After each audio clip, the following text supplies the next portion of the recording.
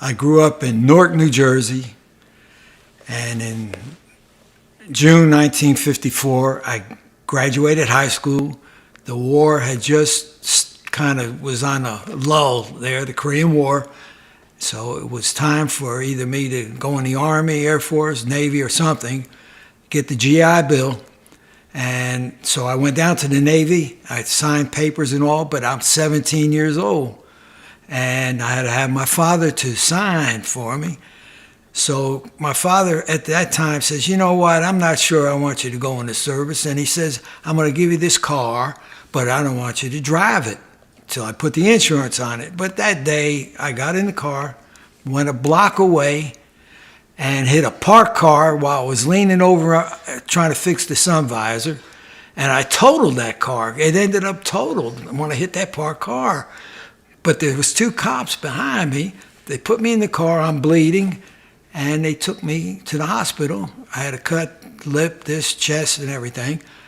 I said, well, now what am I going to do? I got out of the hospital, I got on the bus, and I went to my cousins. And they're twins. They're about 12 years older than me. They were out of the Navy, you know, this, that, and the other.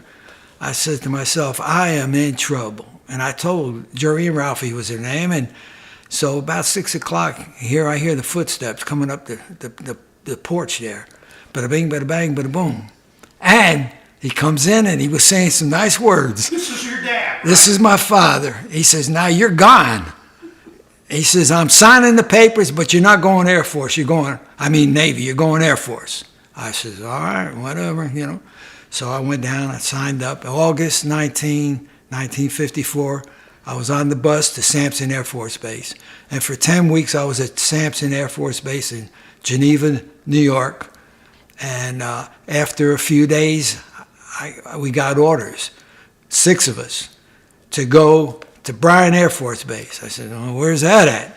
You know, so we get the papers, the tickets on the train, and off we go. We get down to St. Louis. Everything was good. Had a transfer. Now we're going to Dallas. We had a layover over there, and it was like a couple-hour layover or whatever. And we said, let's go to the movie. So we went downtown to the movie house. We go to the ticket window, and they said, no, you 3 can come in here. You 3 go the other way, the African-American airmen. I said, no, you can't do that. I got the meal tickets here, you know, so people made a circle around us out there in front of that movie house.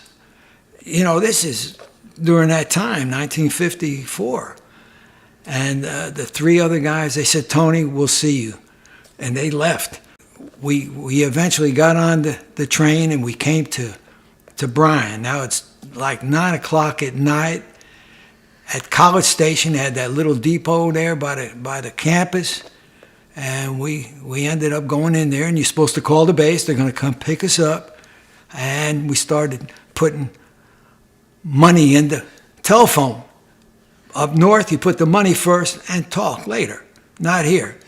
You talk and then put the money. Now we're running out of change. Finally, we got one more nickel, whatever it was, and they came, they picked us up, brought us to the base. It's dark, late at night, and they gave us our bunk beds and all this good stuff. Next morning, I went to see the first Sarge, and they interviewed me. I had 2 uncles that were doctors, and how they found that out, I don't know.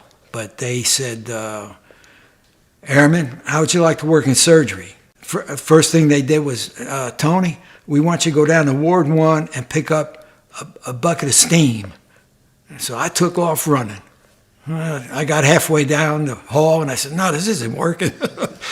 So I came back. What's a bucket of steam? Well, a bucket of steam. I said, this can't be. You know, and I came back, and they're laughing. They thought it was funny.